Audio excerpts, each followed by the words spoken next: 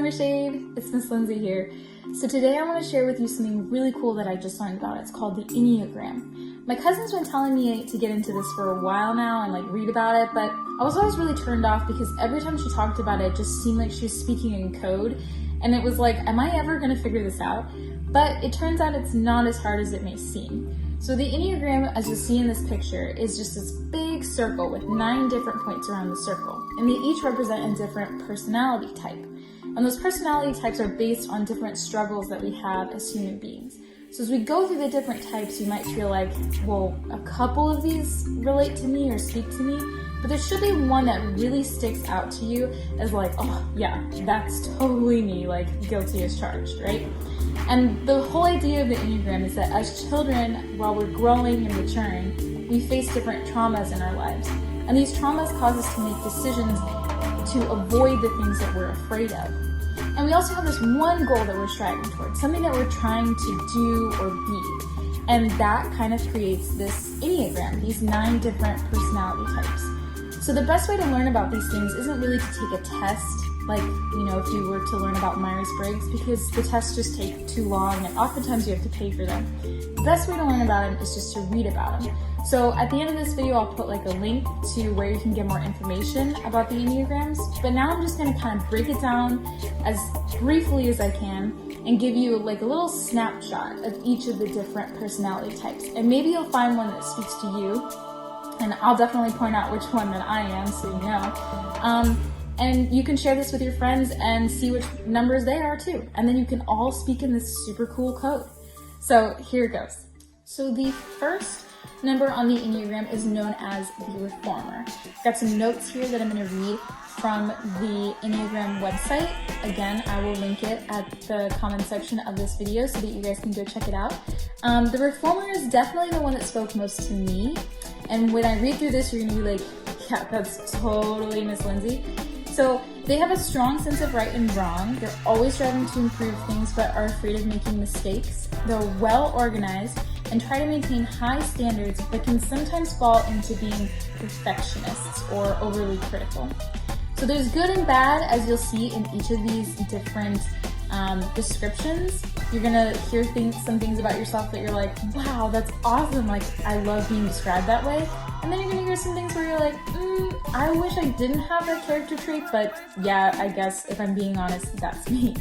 So that one's me, number 1, the Reformer. Number 2 is the Helper. So 2s are empathetic, sincere, and warm-hearted. Again, some really great qualities, right? They're friendly, generous, and self-sacrificing. But they have problems with possessiveness and acknowledging their own needs. So this person might spend a lot of time pouring into others or giving their time and energy to other people, but they forget to take that time for themselves, which is also really important. Number 3 is the Achiever. So 3s are self-assured, they are attractive and charming. So some really great qualities if you're a number 3. They're ambitious, competent, and energetic.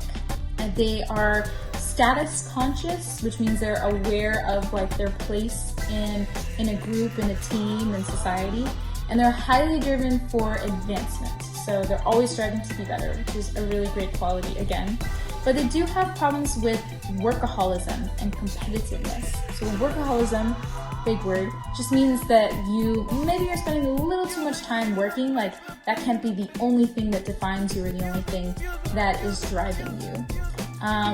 Number 4 is the Individualist. So the 4s are self-aware, they're sensitive, they're reserved, they're emotionally honest, creative, and personal, but they can also be moody and self-conscious. They have problems with self-indulgence or self-pity. So what that means is maybe they spend a little too much time indulging in bad habits or partaking in bad habits. And self-pity is that feeling of feeling sorry for yourself all the time. So number 5 on the Enneagram is known as the Investigator. So think of your most curious friends. These people are alert, insightful, and obviously curious. They're able to concentrate and focus on developing complex ideas and skills. They're innovative and inventive, but they have problems with maybe thinking a little too highly of themselves or sometimes excluding themselves from the group. The 6 number on the Enneagram is the loyalist. They're committed, security-oriented, so they like the feeling of belonging and being safe in a place. They're reliable, hardworking, responsible, and trustworthy. They're able to foresee problems and kind of dissolve them before they even happen, but they do have problems with self-doubt and suspicion. Number 7 on the Enneagram is the enthusiast. So they're extroverted, optimistic, versatile, and can be spontaneous. They're playful, high-spirited, and practical too. They're constantly seeking new and exciting experiences, but they can become distracted and exhausted by staying on the go. So think about that person that's always going, always chasing something, and eventually they might wear themselves out because they're just doing too much. They're being too extra. They have problems with impatience and impulsiveness. Number 8 on the Enneagram, so only 2 more. Number 8 is the challenger. I really like this name. They are self-confident, strong, and assertive. They have to be challengers, right? They're protective, resourceful, straight-talking, and decisive. They're egocentric and domineering also, though. So I've got some good in there and also some bad. They sometimes are becoming confrontational and intimidating as people, and they have problems with tempers and allowing themselves to be vulnerable. So this person is like so strong and so confident in who they are, but maybe to the point where it's not letting them really open up with other people. So that's kind of the drawback of being a challenger. The peacemaker is the final number on the Enneagram, number 9. They're accepting, trusting, and stable. They're creative, optimistic, and supportive. They're willing to go along with others to keep the peace. They want everything to go smoothly and not have any conflicts.